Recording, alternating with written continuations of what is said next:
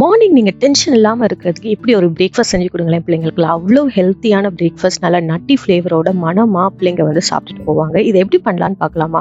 நான் over நைட்டாக ராகியை choke பண்ணி வச்சுருக்கேன், நல்லா வாஷ் பண்ணி. அதுலேருந்து காலையில் மில்க் எடுத்துக்கிடலாம். அந்த ஹஸ்க்கு மட்டும்தான் தனியாக இருக்கணும். நான் மில்க், உங்களுக்கு ராகியில் பார்த்தீங்கன்னா நிறைய கால்சியம் இருக்குது. இப்போ நான் ட்ரை இன்க்ரீடியண்ட்டை ஒரு மிக்ஸி ஜாரில் எடுத்துக்கிட்டேன். நான் ரோல்ட் ஓட்ஸ் எடுத்திருக்கேன், அதில் ஃபைபர் கண்டென்ட் நிறையா இருக்குது.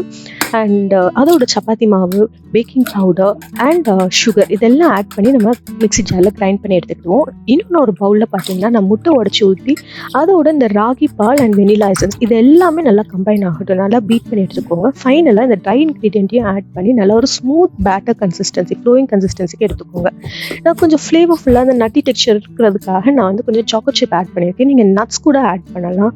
கேஷ்யூஸ், ஆல்மண்ட்ஸ், பிஸ்தா, வால்நட் இதெல்லாம் நீங்கள் ஆட் பண்ணலாம். இதெல்லாம் நீங்கள் ஆட் பண்ணிட்டீங்கன்னா உங்களுடைய பேட்டர் ரெடி ஆயிடுச்சு. நீங்கள் எப்படி கிரிட்டில் நீங்கள் ஊற்றி வேஃபிள்ஸை சூப்பராக ரெடி பண்ணி எடுத்துக்கிடலாம்.